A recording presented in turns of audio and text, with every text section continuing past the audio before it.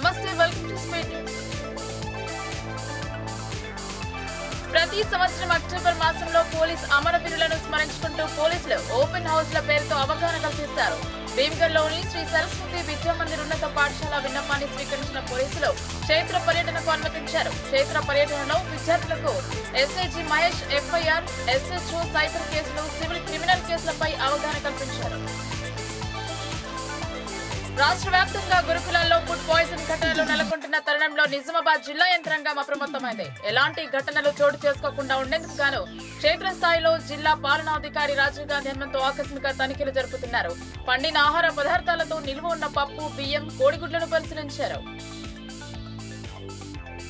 నీటి ఎద్దడి తీర్చడంలో అధికారులు నిర్లక్ష్యం చేస్తున్నారంటూ రూతురూరు మండలం అక్బర్ నగర్ గ్రామంలో స్థానికులు బుధవారం ఉదయం ఆందోళనకు దిగారు. ప్రధాన రోడ్డుపై ముళ్ల కంపలు వేసి వాహనాల రాకపోకలను నిలిపివేశారు. రోడ్డుపై బైఠాయించి అధికారుల తీరు పట్ల నిరసన వ్యక్తం చేశారు.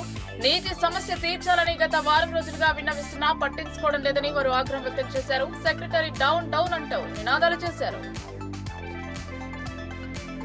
ఆటో, క్యాబ్ డ్రైవర్ల న్యాయమైన సమస్యల పరిష్కారానికై ఈ నెల 7న ఒకరోజు ఆటో, టాక్సీ, వ్యాన్, క్యాబ్లు రాష్ట్ర బంద్ను జయప్రదం చేయాలని సిఐటియు జిల్లా కార్యదర్శి నూర్జాన్ పిలుపునిచ్చారు. సిఐటియు కార్యాలయంలో పత్రాల ఆవిష్కరణ జరిపారు. రాష్ట్రంలో ప్రభుత్వం ఏర్పడి సంవత్సరం పూర్తి చేసుకున్న సమయంలో ప్రజాపాలన విజయోత్సవాలు జరుపుతోంది. బుధవారం అటవీ శాఖ ఆధ్వర్యంలో ప్రపంచ వన్యప్రాణ సంరక్షణ దినోత్సవంపై విద్యార్థులకు అవగాహన కల్పించారు forest range officer Gangadhar. RMP, పీఎంపీలుగా ప్రజాక్షేత్రంలో ఉంటూ ప్రథమ చికిత్స చేస్తున్న తమపై దాడులు చేయడం తగ్గదని ఆర్ఎంపీ అసోసియేషన్ జిల్లా అధ్యక్షుడు పుల్గా మోహన్ అన్నారు. దాడులను నివారించి తమకు ఉపాధి కల్పించేలా చూడాలని జిల్లా వైద్య ఆరోగ్య శాఖ అధికారి రాజశ్రీకి వినతి పత్రం అందజేశారు.